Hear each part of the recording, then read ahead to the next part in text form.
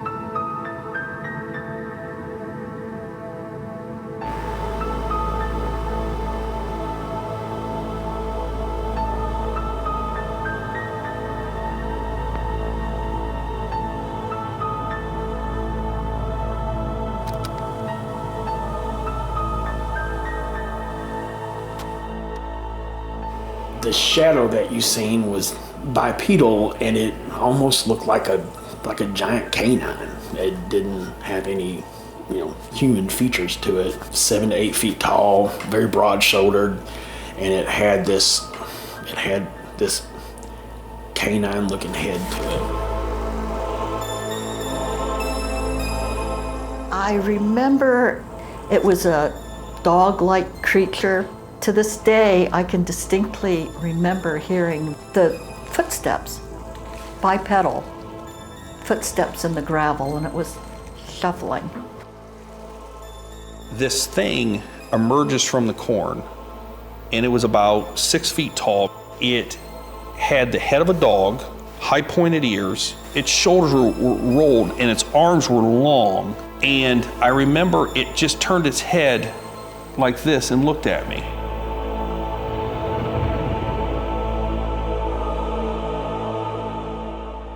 I've faced predators, most of your big game predators that you have in the States. These things don't act like that. You look in these things' eyes, these things look like they're trying to figure you out. They look like they're looking through you, trying to figure out what your next move is, so they can get around it. I've been around predators my whole life, and I've never seen anything in my life act like that.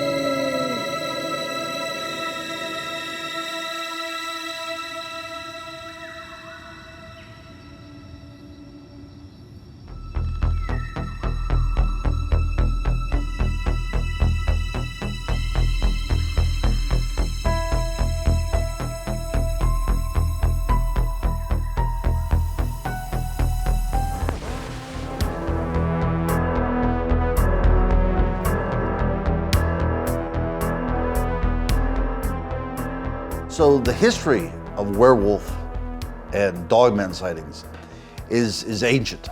We have to look at the Greek myths first to come up with the word lycanthropy.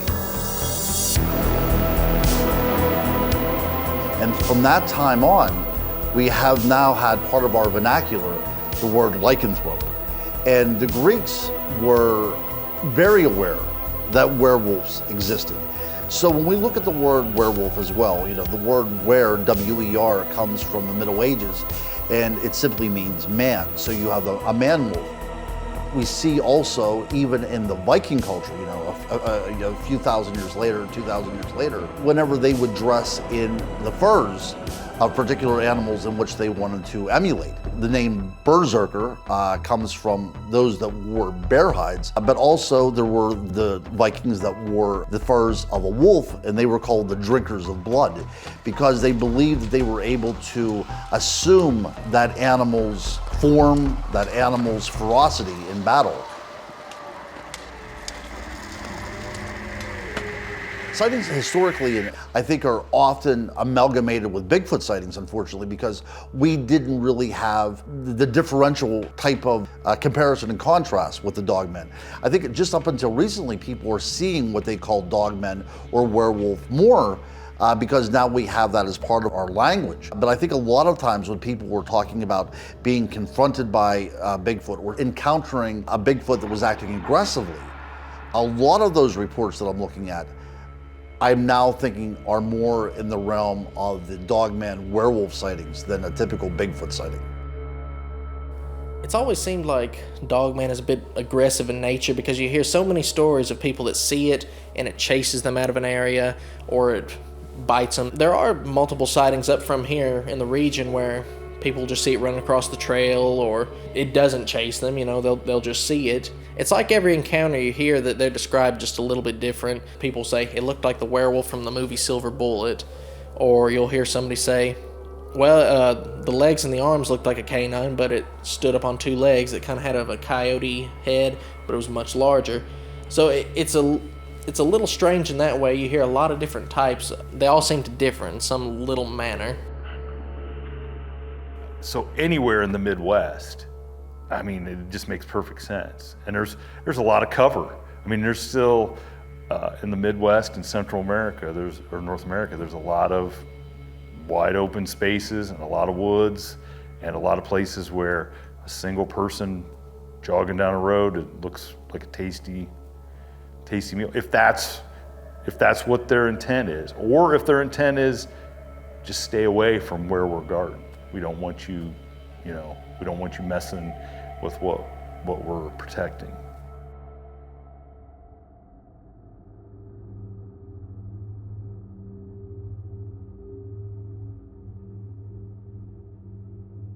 Bucyrus, as I understand, was founded in 1821. It was given the name Bucyrus by Colonel James Kilbourne. I don't know what his interest was in Bucyrus, but we're forever cursed with a name that nobody can pronounce. Yeah, it's been around a long time. Grew up here, yep, north of town, out in the country.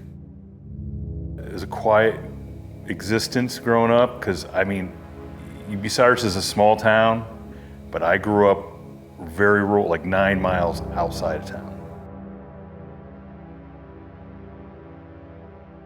So, we visited our grandparents in town, and it was a nice middle America, small town. Leave It to Beaver could have been filmed, on one of the streets. Just a nice place to grow up. People, the people here are pretty down-to-earth people. We have essentially a makeup of people who was born here and a lot of people that migrated up from Kentucky. As a kid, my grandparents would tell us stories about a creature that they refer to as the Bobo. Bobo, the other thing I can figure Bobo was some sort of bipedal, hominid. And they also told us a story about a creature by the name of Raw Head and Bloody Bones, which I had no idea what that was, but I presumed it was some version of the boogeyman. And so years later, when you have the internet, I've actually looked it up. And my grandmother on my mother's side came from the Tennessee area in North Carolina, in that mountainous area there. And it turns out that Raw Head and Bloody Bones date all the way back to 15th century England. And, immigrants came over and the stories came over, and over the years, be careful going to the woods. The Bobo will get you, Raw Head and Bloody Bones will get you, things like that. My parents were no nonsense. My dad would have never even entertained the idea of a ghost or some sort of monster running around. It was a different time growing up in the 70s. People, especially in rural America, that was nonsense to them. So, I mean, there's no other way to put it. And probably my dad's solution would have been, hey, if there's a dog man or Bigfoot out there, we'll just shoot it. You know, Werewolves were Lon Chaney Jr. on TV 8, and that's my reference to Werewolves was, you know, the werewolf, Lon Chaney Jr. with the torn plaid shirt and the flat face and running around grabbing women and running off with them.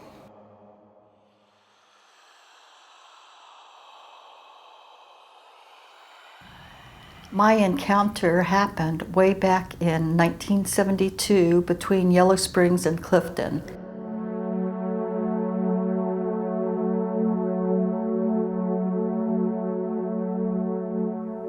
Started out as most likely a Friday night because I was allowed to be out on Friday nights. I was about 17 at the time. Out with a boyfriend and another couple. We had two cars, two sets of us, and well, you know how kids are. We were out going to park. We go down the road and the bridge is totally out. There's just the barricade. So we turn around and make sure that both of the vehicles are facing out. So if the cops come along, you know, we were just leaving anyway, no big deal. Really, really dark. It was cloudy, I don't know. There were no leaves on the trees, but it wasn't real cold, so it was a perfect night to be standing out and laughing. I was leaning on the car with my boyfriend, nice muscle car back then. So I'm leaning, we're talking with the other couple who's leaning on their car. I don't know how long we'd been there, maybe 15, 20 minutes. There was gravel on the berm of the road. Now remember, this is just one way in and one way out because the bridge is out. Well, there's gravel on the berm. There's a brush row next to a creek, and I see eye shine, meaning an animal, up in the trees, or so I thought. I'd mention, oh, I wonder if that's a possum or a raccoon or what's up there. And then something walked out, and it wasn't a possum, it wasn't a raccoon, it was a creature. I have no idea at the time what it was, nor did anyone else.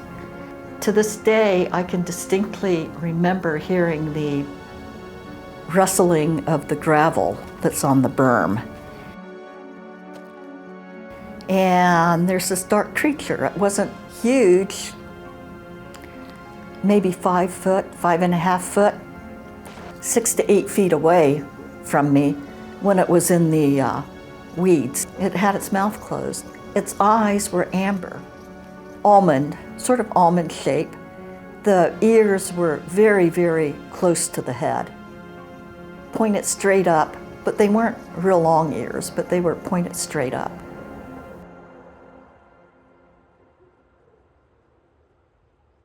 My belief it was August of 1985.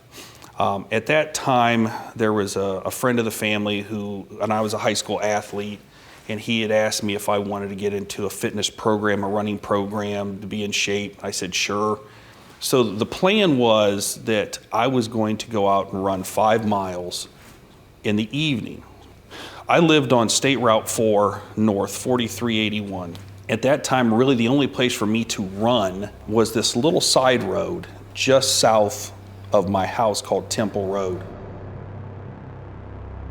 If my memory serves me correctly, I was going to try to get running at like 8 o'clock. And then I procrastinated and this happened and that happened. And by the time I was actually ready to go run, it was dark. You know, I was a country boy. You know, I was never afraid of the dark. So going out and running down a country road at night didn't bother me at all. I left my house, it was probably a little after 9, and it had just gotten dark. But it was a very clear night. I mean, it was really clear, visibility was good. I start down Temple Road, and at that time, on the right-hand side, which would be the north side of the road, there was corn. On the left side, which would be the south side of Temple Road, it was all beans. And it stayed like that all the way for 1 mile. So I made it down the State Route 19, and I was on my way back, and as I approached Flickinger Road on the way back, which meant that I had 1 mile to go, I got this weird feeling. It's this kind of feeling that you know something's wrong, you know something's watching you, and I felt like it was coming from those woods. So I stopped. I don't know why I stopped, but I stopped, and I looked into the woods, and I didn't see anything. I didn't hear anything, I didn't see anything. As I was about to start running again, in the cornfield, I see the corn start moving. Whatever it was really big, because a lot of corn was moving. I mean, a lot of corn was moving. And then all of a sudden it stopped. And I thought, wow, that's strange. And so I said, well, I'm gonna get out of here. So I take off running. And when I took off running, whatever was in the corn takes off running too. And that's what startled me really, because that's not how deer behave. Deer get scared, or they get startled, they get surprised, and they just take off running. But this thing started running with me. And when I say it started running with me, it was pacing me. And it kind of freaked me out, so I stopped. And when I stopped, it stopped. To this day, I think it would had to have been at least 3 rows in. And so I remember stopping thinking, how does it know that I stopped? So I stood there, and as I stood there staring at the corn, I mean, not a single stalk moved. I mean, it was perfectly just still. Like this thing that was in the corn, like it was just perfectly still. And I don't know how long I stood there, but it spooked me. And not knowing what it was, I said, I'm taking off. So, and when I took off, it takes off simultaneously. And it's pacing me. And I start running faster, and it starts running faster. I realize this thing's stalking me. Whatever's in the corn. I realize when I get to Route 4, I'm gonna have to turn left to go home. And I'm just, assuming this thing stays in the corn, assuming it did. When I get to Route 4 and I turn left to go home, I'm gonna run right into it. I'm gonna intersect with it.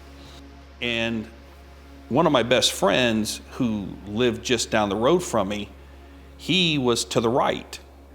So my thought is, okay, I'm not gonna turn left and go home because I don't want to intersect with this thing, so I'm gonna cut right. So I made up my mind I was just going to stay on the road. And when I get to Route 4, I'm gonna cut right, and I'm gonna run to his house. So I realized that as I'm going to get there, I'm gonna run out of corn. So whatever's in this corn is going to come out before I actually get to Route 4. So I told myself, don't look. And the reason why I said in my mind, don't look, because I had no idea what it was. And part of me thought, if I looked, I might freeze up. I'm coming to the end of the corn, and I looked. I couldn't help myself. I could not help myself. As I'm running, I kind of turned my body like this to kind of like side shuffle, and that's when I saw it. This thing emerges from the corn, and it was about 6 feet tall, because that's how tall the corn was. And it had the head of a dog, high pointed ears, and its shoulders were rolled like this. Like it had like terrible posture, like a person with terrible posture. Its shoulders were rolled, and its arms were long. And I remember it just turned its head like this and looked at me. I saw its head, I saw the ears. Could I tell you what color its fur was? No. It could have been real dark gray, it could have been black, it could have been dark brown. I can't tell you what color the fur was for sure. The interesting thing is when I saw it, I didn't immediately think werewolf. I just didn't, because as we talked about, my frame of reference for what a werewolf was something I'd seen on TV8. It was a man with a flat face and it wore torn, tattered clothes. It did not look like what I saw.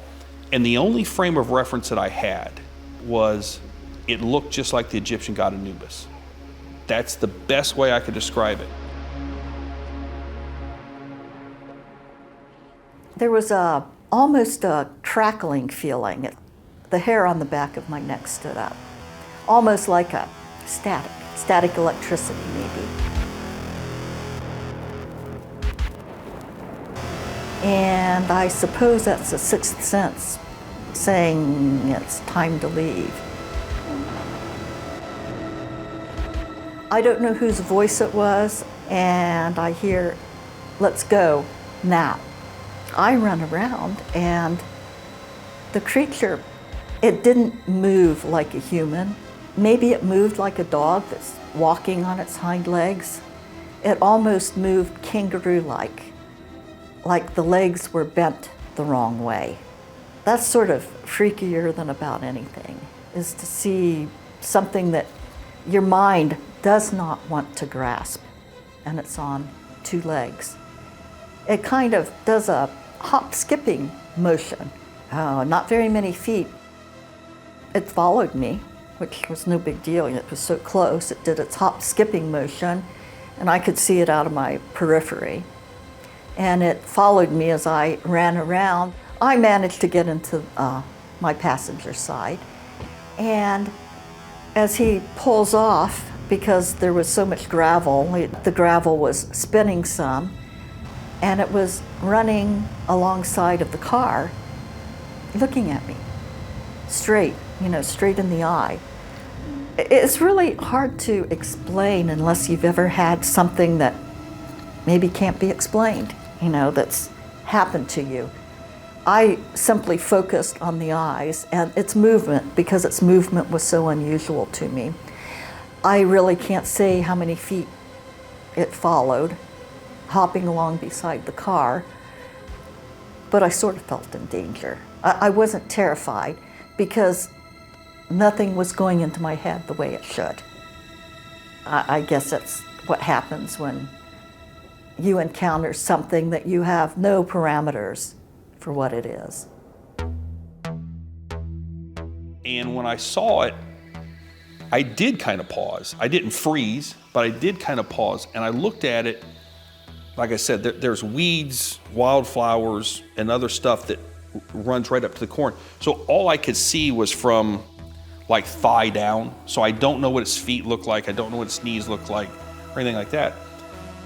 But I saw its torso, but when it turned and looked at me, it just looked like it had this massive chest. So I take off across Route 4. So I'm gunning it as fast as I can. This thing has dropped to all fours and is chasing me. As I'm getting closer to my buddy's house, I knew that they had an in-ground pool, and they had a fence around, a chain link fence. But as I'm getting closer, I look and I see the gate shut. I was like, oh. And I know if this thing is following me, my only option is I'm just gonna have to jump the fence. So I jump and I throw my feet up, like in the air, like the old Fallsbury flop, high jump. And I put my hand on the top of the fence, and it was scalloped. I remember this. It had those, the scallops. And I pushed it down, and when I did, and then it popped back up, it just slashed me right across my side. I land in like a stumbling motion, and I just dive headfirst into the pool. And I'm blowing out my breath, and I'm going down, and I can still feel it sliding down, because the pool was 10 feet deep. And I'm sliding down, I blow all the air out, and I get to the bottom, and I somehow pinch my nose, and I look up, and I'm fully expecting to see this thing with the rolled shoulders and the dog head and the big chest sitting on the side of the pool. But it seemed like a long time I was on the bottom of the pool, and I'm looking up, and I don't see anything. So I'm like, oh, thank God. I climb up out of the pool, and I run, and I rip that door open as hard as I can, And my buddy was sitting there. He screams, and I scream, and I slammed the door. And I remember screaming, "Turn the lights out, turn the lights out." And he has no idea what's going on. So we turned the lights out, and I'm just looking out the windows. I'm looking out the windows, thinking, is this thing out there? The next night, I played cards with guys on the basketball team, and I told them the story, but I did not tell them what I saw. I vividly remember the next night, we were at a friend's house. So we're all out in the garage, outside playing cards. It was a bunch of us guys that went to high school together. And he's telling this story about outrunning and having something pacing him in the cornfield. We were all teammates, and what teammates do is we give each other a bunch of crap. He probably already got enough crap from us as it was, so he didn't want to get any more. And you don't want to be called crazy, you know. But he did tell us the story. I remember the story, and he's asking, like, what do you guys think this was? And nobody had an answer. When I did the research, I found out that on Flickinger Road, that just down on Flickinger Road is at least 2 Indian burial grounds. So that made me start thinking in a totally different way than what I'd always thought. For years, I had thought this is a flesh and blood creature, that it's wolf-like or dog-like, and no one seems to catch them because they're really fast, they're really smart, they're really stealthy. Now my mindset has switched to, I think these are supernatural creatures. That's my opinion. I revisited where this happened about 1.5 years ago. I hadn't been back in those many years. I found out there's Indian mounds there, Adena Indians, which were very common in this part of Ohio. I've read where your dogman, for some reason, are found or seen frequently where there's Indian mounds. So I don't know. I don't know what to say to that. If you believe the aspect of a dogman werewolf creature being more supernatural than natural, you can't hardly go anywhere here and not have a Native American settlement. It just lends itself to that angle of these creatures being, you know, the guardians of the Native American burial mounds or grounds.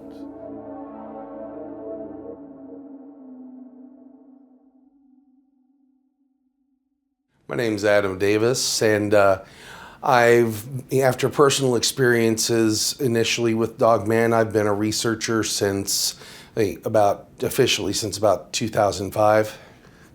My initial actual sighting was in 2005, back in October 19th, after we had initially started hearing about different howling reports and everything out around the Germantown and Liberty, Ohio area. My girlfriend and I decided to go out to Anthony Road and to see if we could find any tracks. And as we crossed the bridge, I was doing my usual thing, looking down at the sandbars, to see if there was anything there. No, didn't see any tracks, because sometimes we would see tracks in the sandbars. And we got across the bridge, and it kind of takes a little turn and down a little downhill. And I tell her to stop because I see something black over on the right-hand side of the road. I was on the passenger side, so it was on my side. And I was looking in the mud and silt and everything to see if there was any tracks. I get out and I go over to it and I look at it and I realize it's an article of clothing. It was a pair of pants, a women's brand of pants in a petite size. And I pick them up and I'm looking at them, and there's silt on the back of the pants from where they had lain against the dampness of the ground, and they were slightly damp from the rain. And then I took them and turned them around, and I realized that it was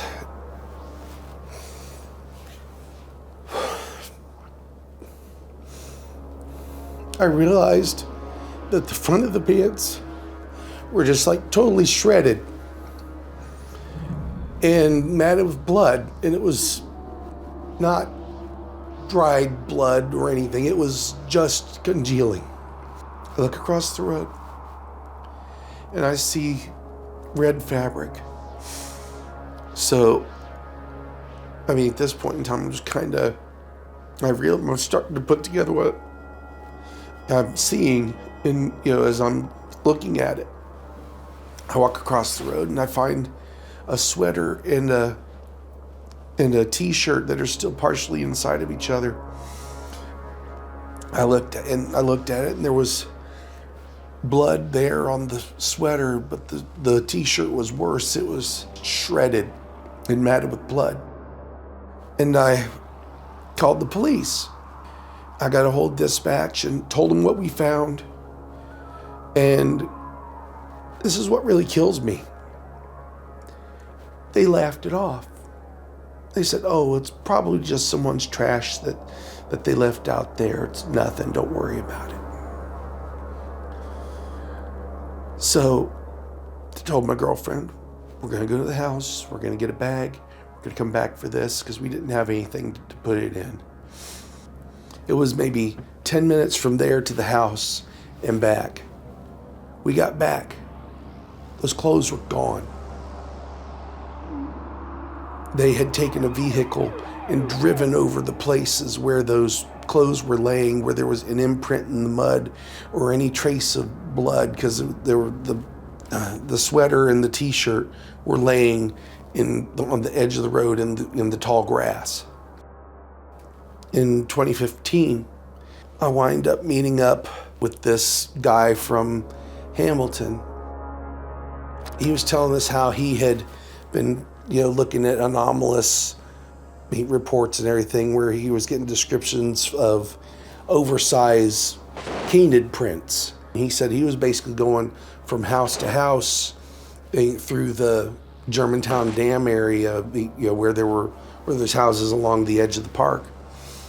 And he came to this one family that said that in April 2006, their daughter went out one morning to go out jogging like she usually would do, and she never came back. She went out jogging along Anthony Road and up around the backside of the dam. I just dropped to my knees when I heard this. I mean, it was confirmation, but it was like the worst kind of confirmation. There was no question in my mind that that it was something, that was a dogman that did that. Because, first of all, what would have happened to the body otherwise? The body was gone. The clothes were shredded. There's no bear out there. There's no cougars out there. There's no natural predators that would do that. And there's, from what I've heard of other reports, there are reports of where they will essentially shred off the clothes off of a human in an attack. The LBL case is one of them. From the Land Between the Lakes back in '82, they said that the victims were pretty much disrobed of their clothes that were just shredded off. And I've heard of other reports where there were attacks, or at least alleged attacks.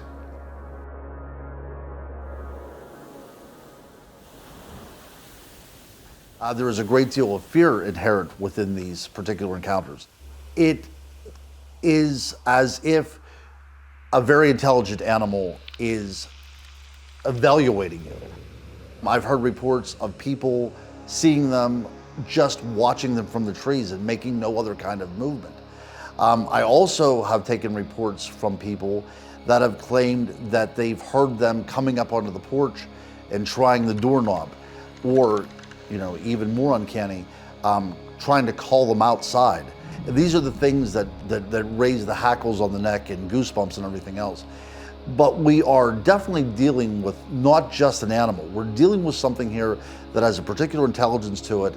But from all the encounters that I've taken notes on and the eyewitnesses I've investigated and spoken with, it's never a pleasant encounter. You don't come out of this feeling enlivened in any way. Encounters with dogmen, encounters with these werewolf type beings is something that is a stuff of nightmares. Again, people have asked me, what happens whenever you encounter these things? Well, we really don't know, do we? I mean, a lot of people go missing and are never heard from again. So it might have been an encounter with one of these creatures.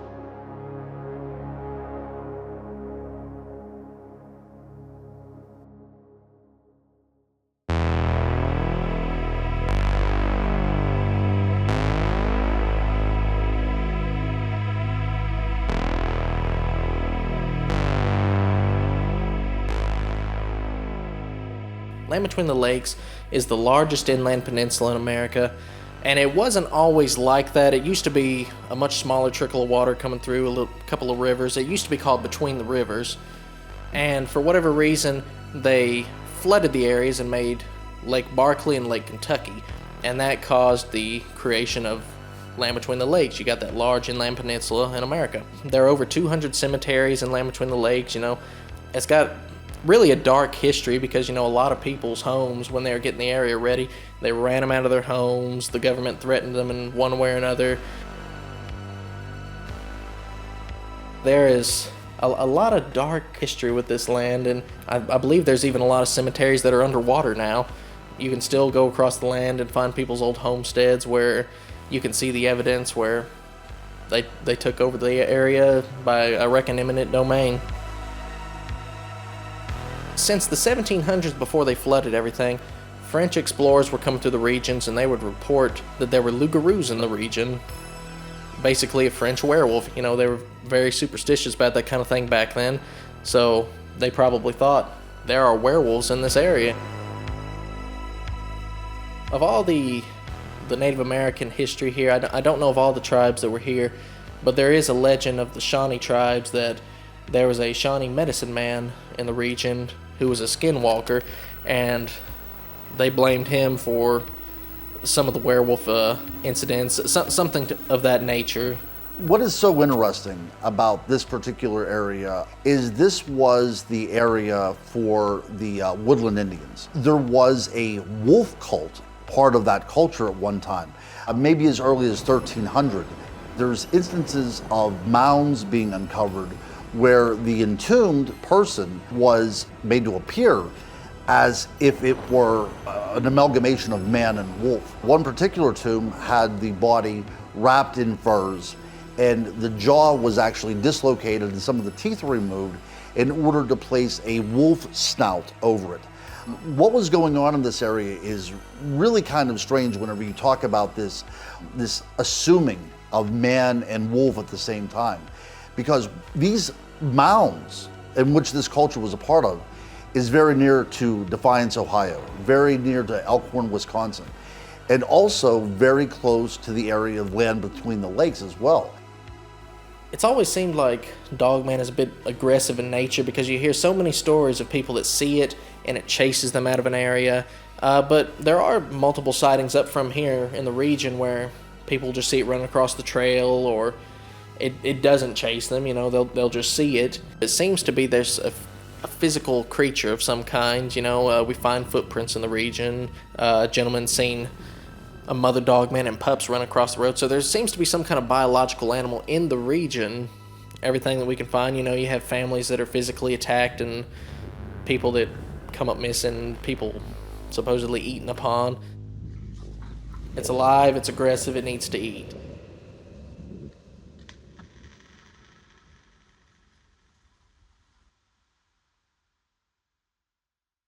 We had just moved. I was married at the time, and my now ex-wife. We had moved into this little trailer out in the country. We were freshly married, engaged, getting ready to get married at the time. We got married right as we moved in, so it was our first our first place together. Moved in, it was peaceful and affordable, and we were young and poor and didn't have a lot of money then, so it was in our budget. And we had never had any inkling going in there. There was none of that feeling when we were looking at the place. So I mean, there was a lot of history through that area. There was slavery there. There was Union occupation. There was deaths in the area, and it was very old. And it was Native American land at one point in time too. And we were settled in, and I'm guessing within like a month, things started to get different. You had during the day it was very peaceful and serene, very rural country setting. At night, from the time the sun went down, from dusk until about 4 a.m., there was just this different vibe. And we would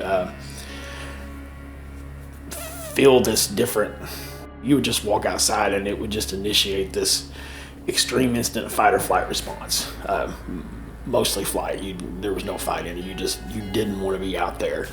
Then we would go into this, start hearing noises and scratches outside the house. You would see from the old cemetery in Homestead, which was next to where we lived, we started seeing red glowing eyes, and they would be 7 to 8 feet in the air. And the shadow that you seen was bipedal, and it almost looked like a giant canine. It didn't have any, human features to it, and 7 to 8 feet tall, very broad shouldered, and it had this canine looking head to it. It didn't, it looked like a giant dog. And it's the very first time that I heard anything. We had gone grocery shopping on Friday night, gone out to eat, come home, put everything away, went to bed, and we were laying in bed, and this breaking of claws was going on right outside the side of the house in the bedroom. I just flat refused to go out. We just wrote it out and let it go. And we went out the next morning, and from the area you could hear the noise from was probably 7 to 8 feet up off the ground. And there were no claw marks or anything, but we heard definite raking of claws the whole night long. And then shortly after that, we were in the kitchen and noticed the glowing eyes in the woods. And then we stepped out on the front to look, and you could just see it sitting there watching and just observing us. And it would just do that every once in a while. The most common thing that it did all the time was this energy that it put off. It just inundated your senses with instant fight or flight. And you could tell when the sun went down to about 4 a.m., you just dealt with that. And if you went outside the house, it just overwhelmed you. It was the most intense thing I've ever experienced in my life. It didn't do this every night. It would be gone for a few days, and then it would come back. And I don't know if we were just on part of its route and that whole area was its territory.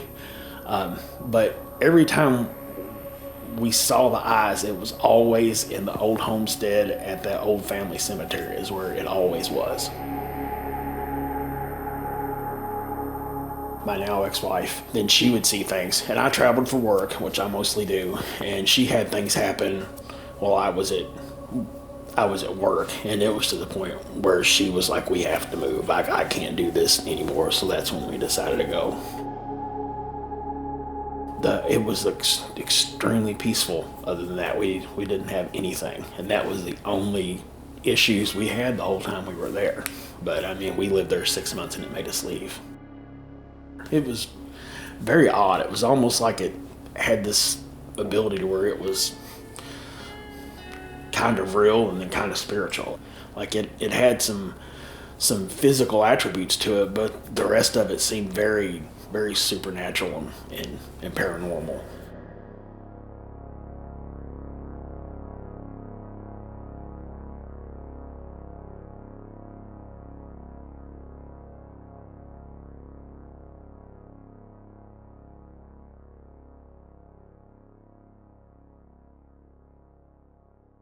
I was 18 when I had my first encounter. I was in the Bell City Swamp. I used to coon hunt a lot. Every given night available, I was out in the woods, and I'd heard about something in the woods. 18 stupid, I wasn't scared much. Took my dogs out. We were having a good night. We killed 5 coons, I think, that night. We treated a bobcat, just got off it. Went deeper about 1 in the morning. I should have known. We didn't hear deer, we didn't see deer, we didn't hear crickets. That's all signs of big predators in the area. I should have known. I had 2 dogs come back out of 3, and when I say 2 come back, they hauled past me and didn't slow down. And these are trained coon dogs, trained and stop. I was worried because the one that was missing was worth about $1,500, and she was my prized dog. So I went in looking. A smell hit me. I've been around dead animals. I've been around carcasses. I know what they smell like. It smelled like rotted meat and wet dog. And the growl that come out of this animal hit me in my bones. It just, you won't forget it if you ever hear it, trust me. I had light attached to my hat.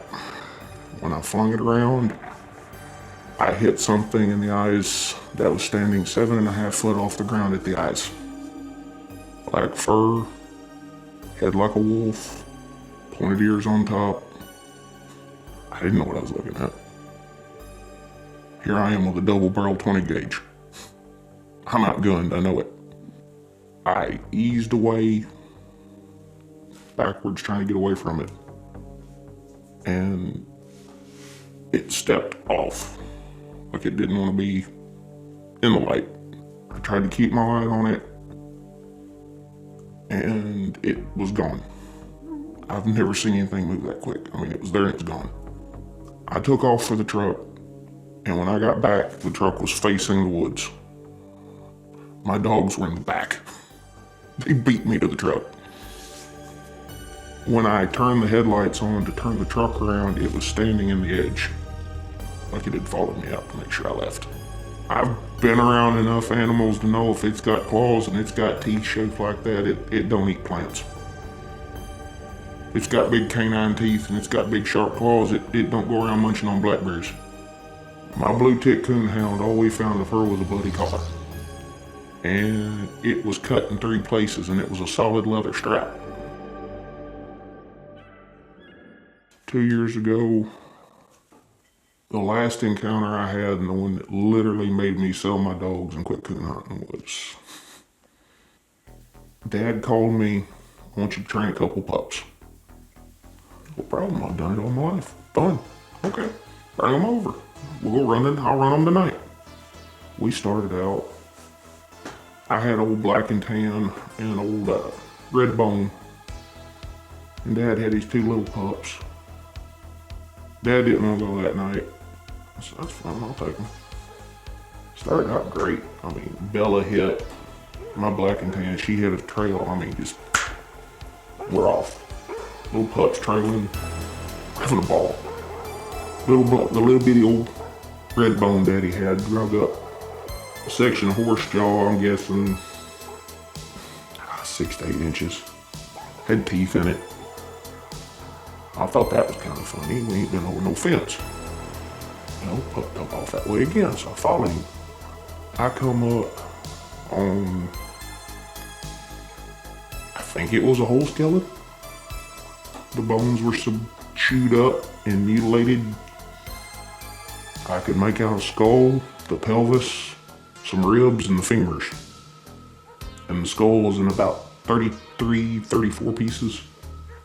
That put me on alert, but predators tear up bones, no big deal. Coyotes chew them up, squirrels chew them, calcium. Pups wouldn't listen, I wanted to go back. I was about tired for the night anyways, they didn't want to quit. My big dog was still on the trail, she wouldn't cut off. So I had to go in a little in farther. And the farther I went, the more bones I found. And I come up on the pups, and they were just laying on the ground, that. Just whimpering, wouldn't move. Bella was between me and something in front of me. Growling, bristled up, snarling, acting like I've never seen her act. The growl that I heard that night, it was like you could feel it. It was one of those that came from its gut.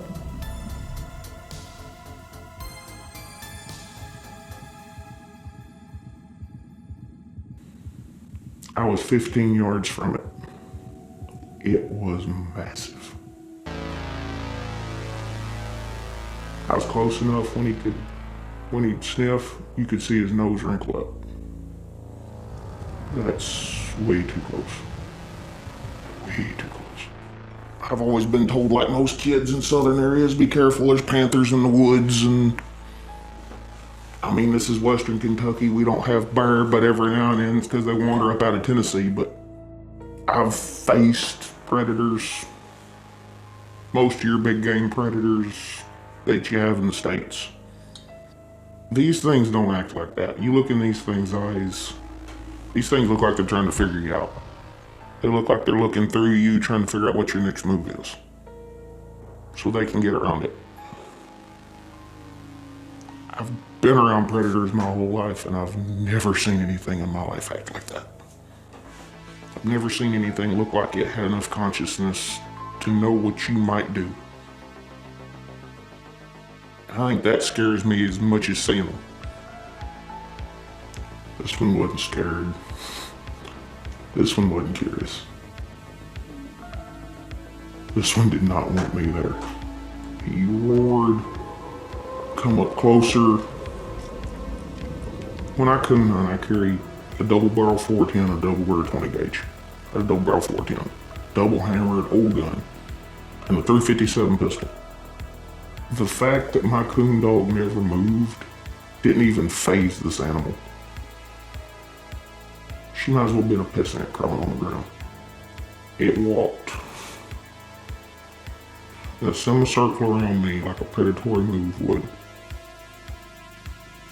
At this point, I pretty much know game over.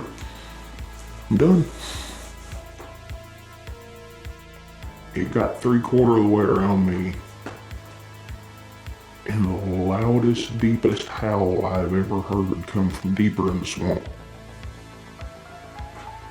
His ears perked up, and it was like I wasn't even there at that point. He howled back, acknowledged me by roaring at me so loud, I ain't even gonna lie. I pissed my pants that night. Scared me so bad. So I just threw the shotgun up. Thought, well, at least I might get blood. And when I threw the barrels up, he cleared the bushes behind him that were probably 6-7 foot and was gone. Went towards the house. I come home that night, I sold 17 dogs the next morning. I sold all my gear except my coon hunting light. And the only time I go out now in the dark if I'm hunting is if I'm around ponds and hunting frogs. I do not go near that swamp at night. I'll go during the day, but I will not go at night.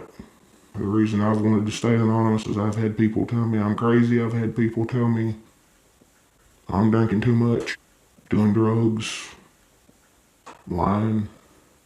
No, they're real.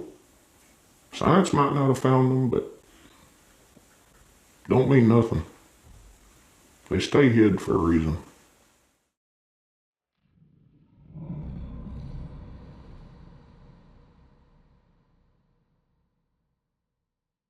My name is Martin Groves.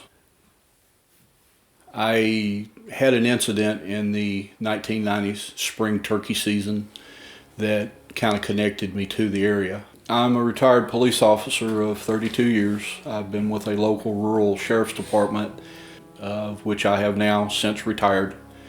But I was with the department for many years and a uniformed patrol officer. Coming from a police background, it's going to ruffle a lot of feathers. The only reason why I've even come forward at this point is, one, I have retired, and I don't really care what people think of me or what will be said. I feel like there is something within that park, animal or beast, that is a danger to the public. I was told that this would be very detrimental to any tourism and to anything that any public reports coming out that there was any kind of animals eating people or attacking people within the park. And there has been a long time standing unwritten rule that they control the reports that come outside the parks that come outside because of this reason. In the 70s, there was a group of kids that disappeared up there in Land Between the Lakes. They heard a bunch of screaming, and when the other group came up to them, they disappeared, never to be seen again. 1979, there was over around Willow Bay, Demumbers Bay area, there was a gentleman, he worked Kentucky Fish and Game. He said that he witnessed a dogman jump on a couple that was camping there along the shoreline, held him down with its hands and was biting plugs out of them, and they were able to confirm his employment through the state and whatnot. You got the famed 1982 attack of the family that was slaughtered, very terrible. There's multiple variations of the story, but largely they've retained the same way. So that story, boiled down to its most basic form, is a family of four came down to Land Between the Lakes. They were either in a travel trailer or an RV, and they came down to do some camping up at the northern end of Land Between the Lakes. While they were, I guess, getting set up and everything ready, a dogman came up and literally slaughtered the family. Just dispatched them in a grisly manner. People came back through, cops, the government in some form, hikers, and they found the family dead. They found 3 bodies, but they couldn't find the little girl anywhere. There was a little girl along with them. And they eventually found her either up in the top of a tree or somewhere about 100 feet away from the RV. There's a little bit of contention on that. It's become a famous story of the region now, almost teetering on urban legend. And you can even find evidence that it happened, because the spot where it allegedly took place, you can find where the light poles are cut even to the ground. You can find the old RV slips. You can find the old foundations for the bathhouses. Something seemed to have taken place there. You can find the boundary stakes. It really looks like something happened, and then some government crew or the park came in, tore it all up, and let nature retake itself. You can tell that for some reason they wanted to do away with this area, and that's the most famous story from up there. The next famous would probably be there was a bow hunter up there whose body was found dead, and I haven't found them yet, but supposedly there are documents showing he was found in the park, he was dead. It was all factual. When they found his body in a soybean field over around where we camp a lot, Dark Hollow, his body was fed upon. I'm going to be very respectful because of the family that suffered a loss. A hunter was killed and was mauled to death. By the official report says it was a unknown animal, unknown species. The reports that I have read and what I have been told is that the animal was either a cougar or a bear that had ripped the man out of his tent and had consumed him and pulled his body 300 to 400 yards away from the tent. It is my belief that I actually had met this man the day before while I was out and was scouting. And I do not know if it was or not. I do know that the man that I met was in the same immediate area, and I observed his pickup truck. And there's just too many indications to me that I believe that the man that I met is the same man that was pulled out of his tent and eaten. One of the common things when you're researching dogman, and it's strange, toward the northern end of the parks where they're at, you'll find dogman activity, but to the southern end, you'll find Bigfoot activity. Dogman in the north, Bigfoot in the south. So it does seem in some ways there is a territorial aspect to it. I don't know, it could be hungry, aggressive predator, it could be territory. There's a lot of factors that could be at play. In the spring of, I believe it was 1993, 94, a hunting partner and myself, a friend that I actually worked at the sheriff's office with, had decided to take a trip into Land Between the Lakes for turkey hunting. The first night we came in, we had absolutely no problems whatsoever. The next day, we both got up and decided to take a small excursion searching for birds, and we went our separate ways. We had a very nice game trail to follow, and I followed for miles throughout the entire day. At this point, in the late afternoon, I had a feeling that I was being followed inside the woods. Behind me, I could hear movement, and I could feel a presence that I did not know if it was animal or if it was man. Being an avid hunter, I was very observant. 200 to 300 yards behind me, on the trail behind me, I could see movement in the woods. I continued through the woods for some time and followed the game trail, edging my way back to my camp. When I did actually catch movement in the woods, and I could see that there was 2 or possibly 3 animals that was tailing me, but when I would stop, the movement would stop in the woods. I continued on, and as I become closer to my camp, I could hear a distinct knock in the woods, and it would be a large boom, like someone had taken an axe or something up against a tree. So at that point, I believed it was my hunting partner, and I was getting closer to camp. As I got closer to camp is when I first observed what I believed to be a man in a ghillie suit. So I just wrote it off at, I'm on a hot trail. I just need to get back to camp. Somebody is watching me to the west of me, and somebody's coming in on the game trail behind me that is animal. Something was just tagging me. I finally did make it back to camp. The closer I began getting to my camp, I heard whistles. I could hear a whistle that was human-like, that was a shrill whistle. I attributed a lot of these things to, this is my hunting partner back in camp. He's knocking something, he's whistling, trying to get me to come in. So I came into camp. And immediately when I come into camp, my friend that I had known for many years, I could tell was very shook. There was something not right with my hunting partner. And I said, look, I'm sorry I've been gone. He said, it's not that. I was a little bit worried about you, but there's something around the camp. That's when he broke down and told me, he said, I've been hearing whistles, and there is something hitting a tree, or there is maybe rocks being clambered against the ground. He did not know either. We settled in and we talked around the campfire. It had gotten dark at this point. When it gets dark at Land Between the Lakes, it is dark. There's no car lights, there's no street lights. It is as if you were in the 17 or 1800s. We felt like we were being pressured to get out of the camp, and this is when the activity began. All that was illuminated was our campfire and our kerosene lamp. So we had a distance of 15 to 20 feet at maximum around the camp that would be illuminated, and then we would see shadows.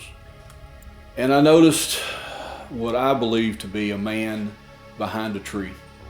It looked as if a person was standing behind the tree, a very large tree. At that point, we were locked in. We were not going to be made to move by anything or anybody. This was our camp. We're staying and we're going to hunt here. A small limb or piece of a tree, come flying off the top of the cliff that was raised above us. Then a rock came. And when the rock comes so close to in between us. We were standing within 5 to 10 foot of each other. We started getting scared. At one point, Harry told me that maybe we should get our firearms. And so he set his shotgun closer to him. My shotgun was laying on the ground, but I had a sidearm on me. So I kind of felt confident. You have to imagine the darkness and how dark that it was and how limited the vision was for us. We began to get a growl from where the person or persons were standing. The growl was so intense that it vibrated in my chest and within my partner's chest. It was like a vibration. It was not like a growl I had ever heard in my life from, I've been around bears, I've been around pigs, charging boars. I've been around all different kinds of animals. This was a growl like I had never heard.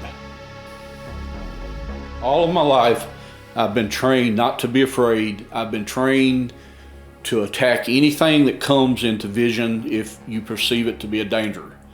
I could not do anything. It was if I was a child and I was 5 years old and I was scared of a monster in the dark. And I noticed that my partner was totally frozen. He was not moving. He was breathing fast. At one point I seen his shoulder slump and he was not feeling well. All time had frozen. Everything had just like it had become still. And it was just a low, intense feeling that I had. Out of the left side of my peripheral vision, I saw movement. At this point, I made a physical move, and once I took a step, I felt like I just gained like my freedom. And I pulled my firearm. I turned my shoulders to face the object that I caught in my peripheral vision.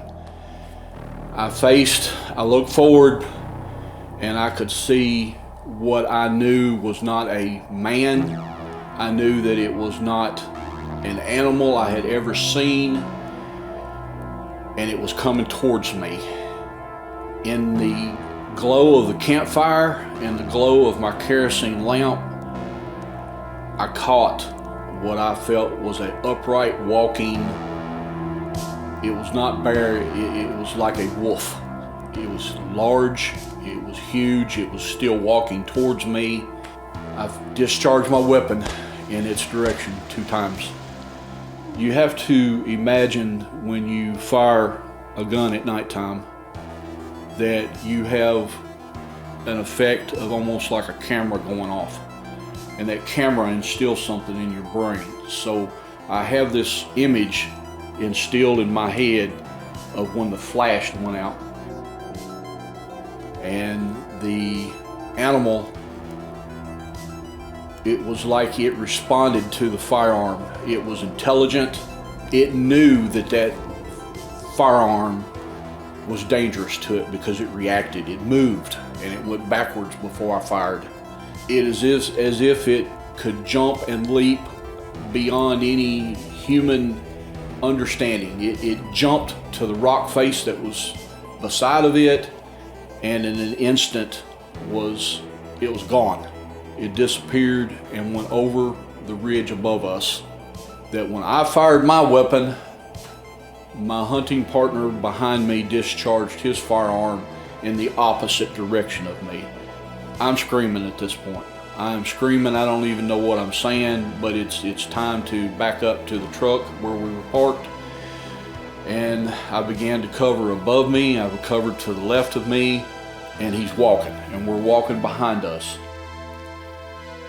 As we get to the truck, I jump up into the back end of the pickup truck. He gets in, cranks the vehicle.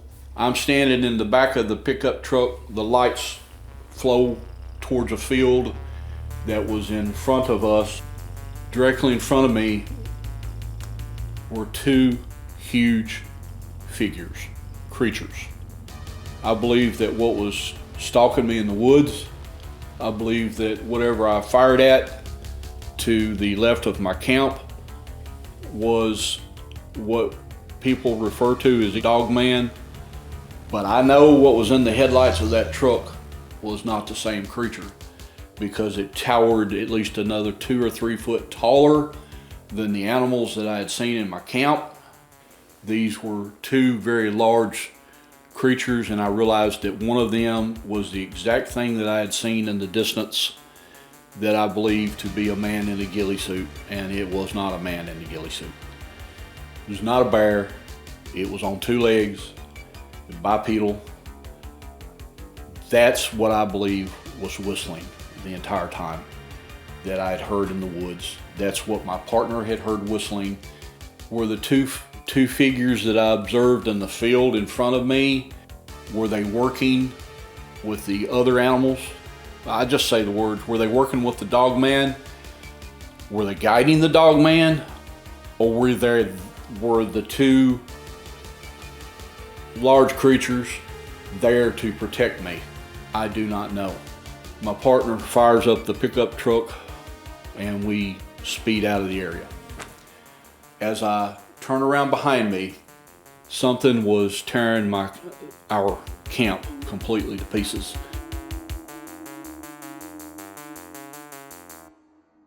There are Bigfoot stories from the region. There's supposedly a large, aggressive Bigfoot in Land Between the Lakes. It just goes wherever it wants. They've nicknamed it Stonefoot. And we even have found Bigfoot tracks up toward the north, close to around the site where the family was attacked. So they are in the park. We stopped and we attempted to report what took place with us. And we were told that we had overreacted, that we had observed what they said was a rogue bear. There are things that I will not say on camera, people that I've spoken with over the years. You have to understand that the law enforcement field is a tight brethren. There is an unwritten rule that you will not talk of anything coming out of the park. I mean, these guys have pensions, these guys have family. Can you imagine working for somewhere for 20 or 30 years and you're called into the office and you're told that due to the fact you spoke in public about an incident that took place, that you're fired? I believe it's entirely possible that they cover stuff like that. They'd lose a lot of money if people learned that there was something that looked like a werewolf wandering through the park, or possibly even Bigfoot. They'd lose a lot of money. So if one person disappears, or a few people, wouldn't it be, for them, wouldn't it be the most profitable decision to just cover it up and make it look like something never happened? At this point, there are many people that have went missing or have come up, they've been found dead within the park. And this is a phenomenon that's not contained to Land Between the Lakes. This has taken place in a lot of our national parks. It's a very scary thought that the general public is, to a certain extent, the general public is unarmed when they enter these parks, unable to defend themselves against anything, man or beast. From all the encounters that I've talked to people with, it's just not simply encountering an animal out there. There are earthlights often attached to these sightings. There are feelings of dread associated with this. In my opinion, what we are dealing with here is not a human simply shape-shifting into an animal, or some sort of uncatalogued creature that is roaming the wilds of America that is yet to be categorized by science. I think there is something here that is far beyond our knowledge. It appears as if these creatures are coming from another source, and they bleed into our world, or we bleed into their world, or what have you. There almost has to be an unspoken agreement between the person that is witnessing these creatures and the creatures themselves. It seems there's some sort of exchange of energy going on, and for these things to manifest themselves, they would need your energy to feed off, to make almost a circuit in which everything is fired up, and then these things can then appear and manifest within our reality.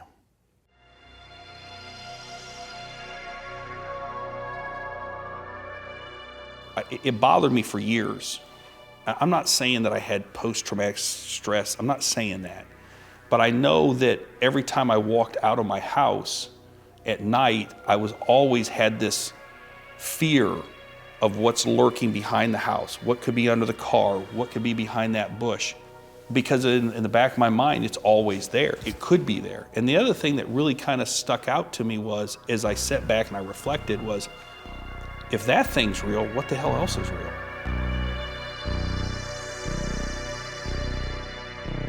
I didn't let it control my life, and as a matter of fact, I kind of swept it into the back recesses of my mind. And now and again it would come up.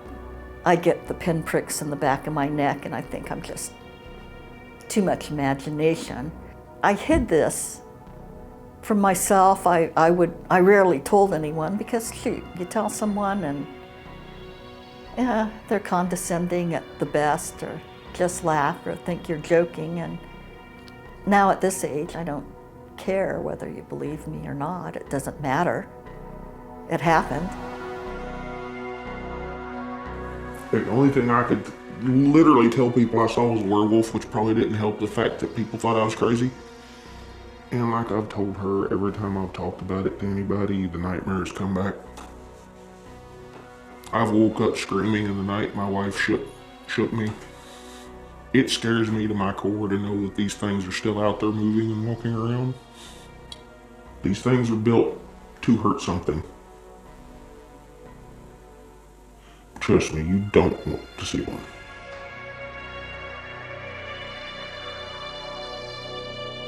I have nightmares, I'm plagued with dreams. At one point I spoke with a professional that said that I had seen something that had traumatized my memory. I couldn't accept what I had saw. That trauma of whatever that I had occurred that night, and the incident that I had seen, that it will haunt me. It will be in my dreams.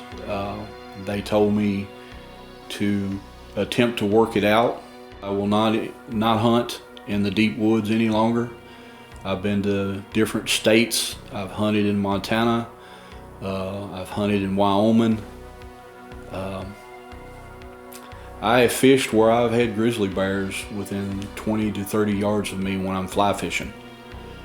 They don't scare me.